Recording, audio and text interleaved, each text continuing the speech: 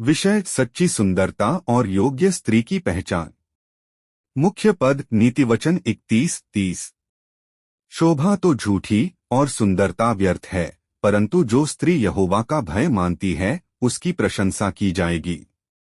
एक भूमिका।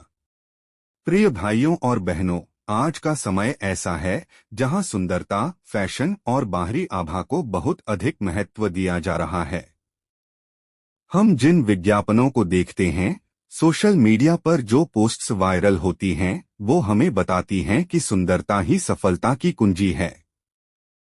लेकिन क्या परमेश्वर की दृष्टि भी यही है? बाइबल कहती है, शोभा तो झूठी है और सुंदरता व्यर्थ है। इसका अर्थ है कि जो कुछ आंखों से दिखता है वह हमेशा सत्य नहीं होता। दो, शोभा झूठी है, सुंदरता व्यर्थ है। यहाँ झूठी शब्द का अर्थ है धोखा देने वाली। शोभा यानी बाहरी आकर्षण, व्यक्तित्व, रहन-सहन, कपड़े या मेकअप, ये सब अस्थायी हैं। सुंदरता व्यर्थ है यानी इसका कोई स्थायी मूल्य नहीं। जब कोई स्त्री केवल अपने रूप और बनावट पर निर्भर रहती है तो समय के साथ यह फीका पड़ जाता है।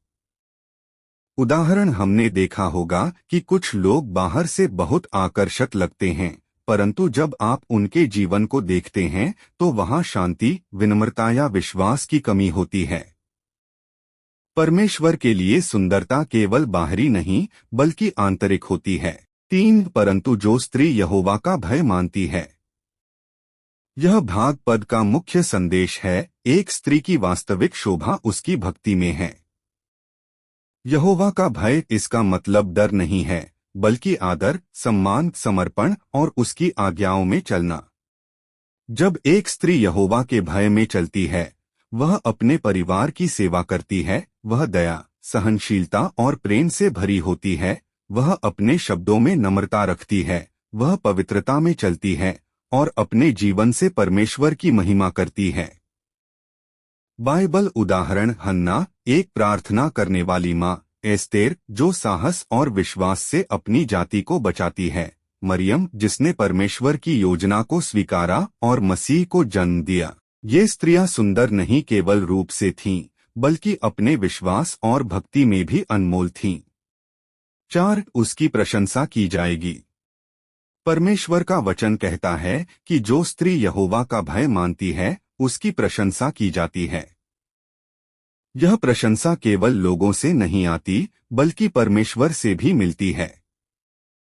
उसका जीवन दूसरों के लिए प्रेरणा बनता है। वह समाज, कलीसिया और अपने परिवार के लिए एक आशीष होती है। नीतिवचन 31 में लिखा है, उसके बच्चे उठकर उसको धन्य कहते हैं और उसका पति उसकी प्रशंसा करता है। नीतिवचन 31-28। 5, निष्कर्ष और चुनौती। तो आज हमें यह विचार करना है, क्या हम केवल बाहरी सुंदरता को महत्व दे रहे हैं या हम परमेश्वर के भय में चलने वाले जीवन को अपना रहे हैं? क्या हम दूसरों में भी आंतरिक गुणों को देखने और सराहने की कोशिश करते हैं? परमेश्वर आज हमसे कहता है, मैं तुम्हारे हृदय को देखता हूँ, न कि केवल चेहरे को।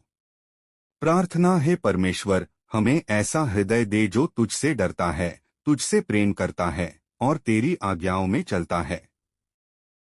हमें बाहरी नहीं, आंतरिक सुंदरता में बढ़ने दे। हमारा जीवन तेरे लिए सुगंध बन जाए। यीशु के नाम में आमीन।